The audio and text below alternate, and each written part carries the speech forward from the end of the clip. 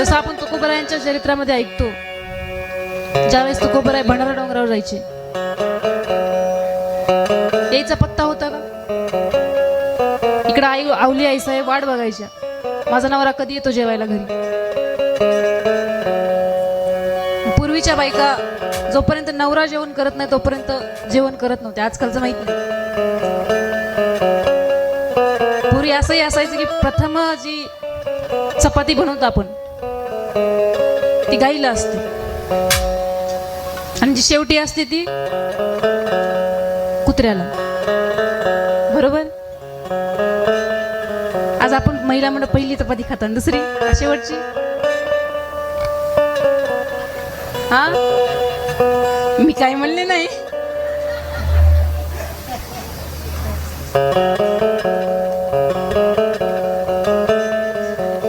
पूर्वीच्या बायका नवरा जेवल्याशिवाय जेवण करत नव्हत्या. आवली आई साहेब पण जोपर्यंत तुकोबराय जेवण करत नाही तोपर्यंत जेवत नव्हत्या. मग एक दिवस तुकोबराय गेले भंडारा डोंगरावरती, भगवंताचं नामस्मरण करतायत. इकडे आवली आई साहेब म्हणतायत 2 दिवस झाले आले नाहीत घरी, जेवायचा पत्ता नाही.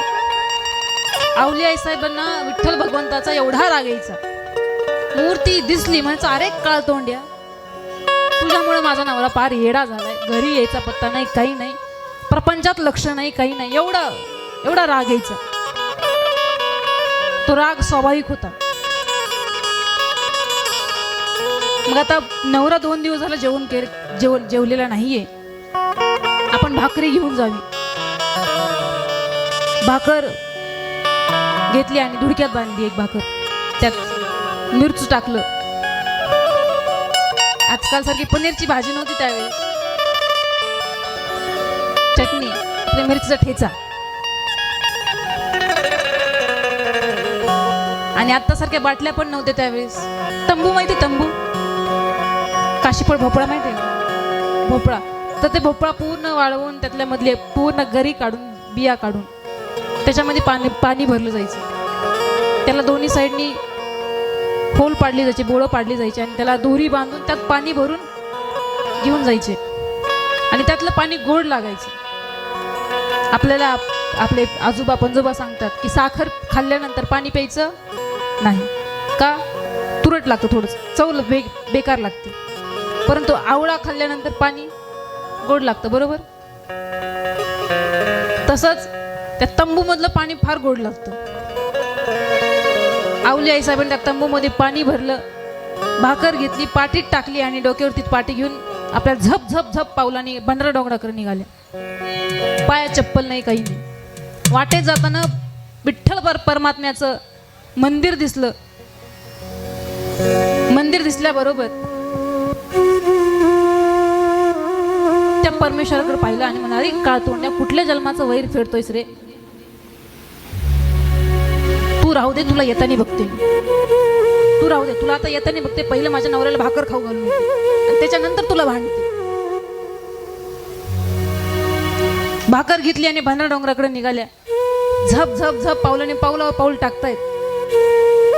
पायामध्ये चप्पल नाही, करवंदीचा लांब काटा जो तळपायापासून घुसला ती पार वर निघला आणि घड घड घड रक्त व्हायला लागला. त्यावेळेस सुद्धा दुसरं कोणाचं नाही तर ते विठ्ठलाचंच नाव घेतलं. अरे विठ्ठला, काळ तोंडे, तुझ्यामुळेच झालंय. काटा घुसल्या घुसल्या पाटी पडली खाली, भाकर खाली पडली, ती तंबू फुटला, पाणी सगळं वाहून गेलं.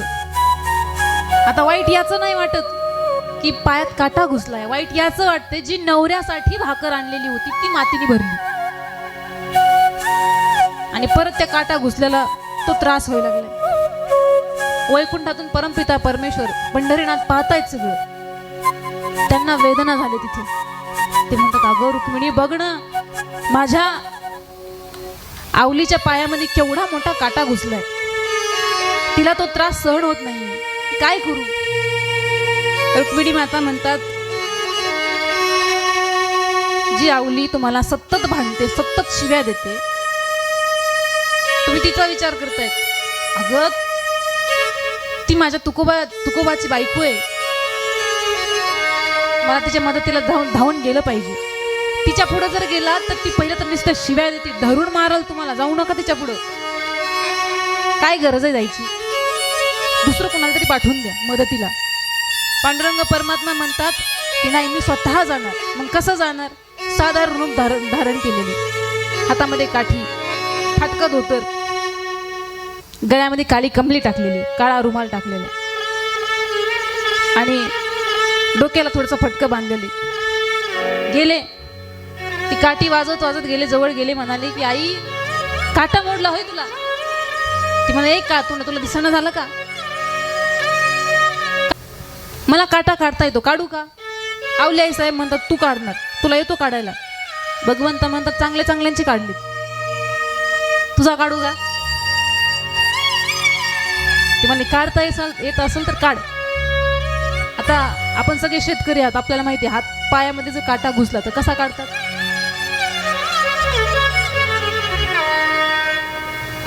साठून काढतात. काय भक्ती असेल, साक्षात जगाचा बाप आवली आई साहेबांची पायाची धूळ स्वतःच्या तोंडाला लावून घेते.